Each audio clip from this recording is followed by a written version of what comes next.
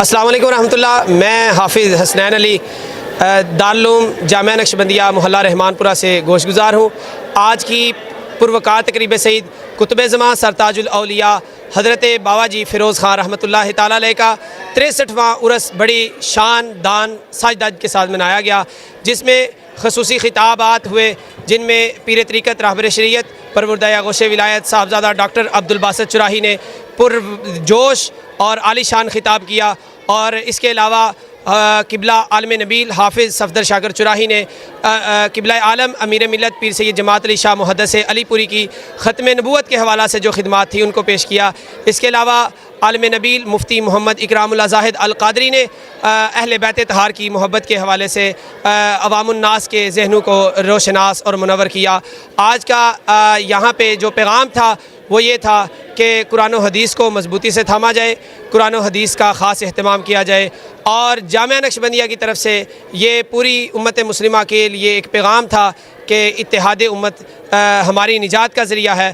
قرآن و سنت کو تھامنا ہمارے لیے ایک اخروی نجات ہے. اللہ کریم سے دعا ہے کہ اللہ کریم آج کی ہماری یہ تقریب کو اپنی بارگاہ میں قبول فرمائے.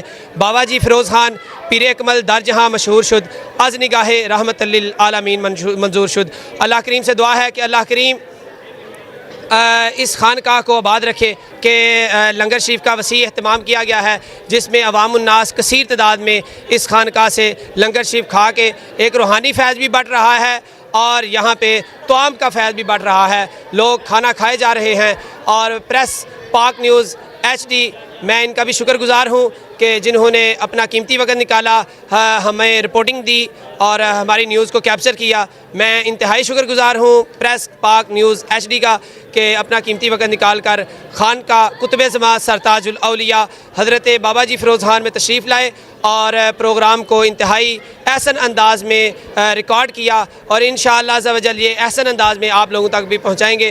میں ان کا پھر سے شکریہ ادا کرتا ہوں، اور اسی الفاظ پہ میں اپنا اختتام کروں گا کہ بابا جی فیروز خان پیر اکمل در جہاں مشہور شد، از نگاہ رحمت للعالمین منظور شد. السلام علیکم ورحمۃ اللہ وبرکاتہ. آپ دیکھ رہے ہیں پاک نیوز، پاکستان کی آواز.